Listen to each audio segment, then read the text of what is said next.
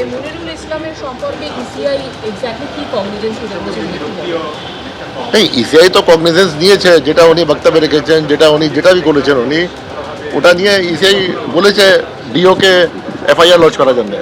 নির্বাচন কমিশনকে হুমকি, আর এবার মনিরুল ইসলামের বিরুদ্ধে এফআইআর করার নির্দেশ দিল নির্বাচন কমিশন।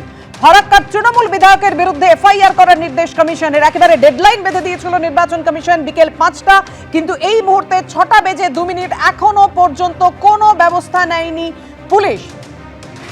কথা বলবো, আমাদের সঙ্গে রয়েছেন আমাদের প্রতিনিধি রুমা পাল। রুমা,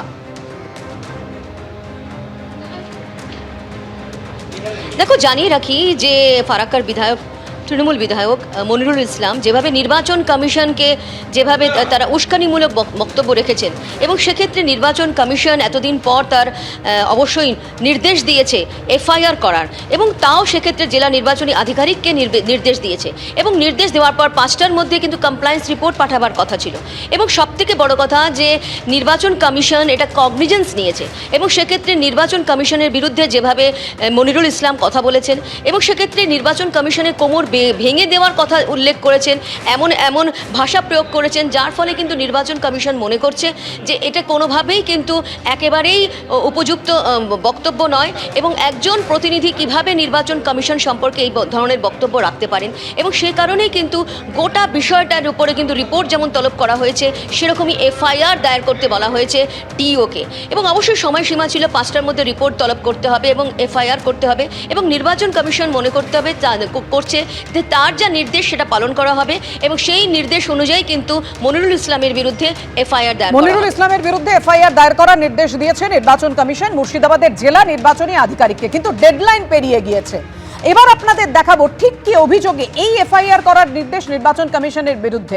নির্বাচন কমিশন যে নির্দেশ দিয়েছে, ফারাক্কায় বিডিও অফিসে তাণ্ডবের পর কি বলেছিলেন নির্বাচন কমিশনের বিরুদ্ধে? একেবারে মাজা ভেঙে দেওয়ার হুমকি দিয়েছিলেন তৃণমূল বিধায়ক মনিরুল ইসলাম। কি বলেছিলেন সেদিন দেখুন।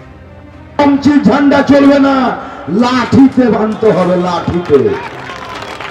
কোমরকে ঢিলা করে দিতে হবে নির্বাচন কমিশনে, কোমরকে ঢিলা করে দিতে হবে নির্বাচন কমিশনে।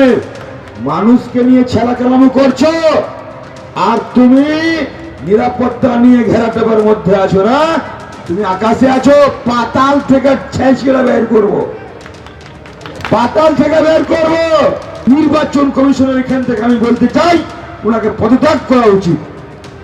ভাঁড় হয়ে গেছে, গাদ্দার হয়ে গেছে, অযোগ্য লোক। আমি শুধু ইশারায় বলবো, 19 তারিখে ফাইনাল লিস্ট বের হবে, তখন কিন্তু যদি সব ঠিকঠাক হয়, আর নচেত দেখবেন চারদিকে আগুনে আগুন জ্বলছে, কিচ্ছু করার নেই, কিচ্ছু করার নেই।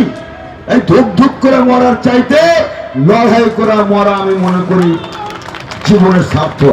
এবিপি আনন্দ, এগিয়ে থাকে, এগিয়ে রাখে।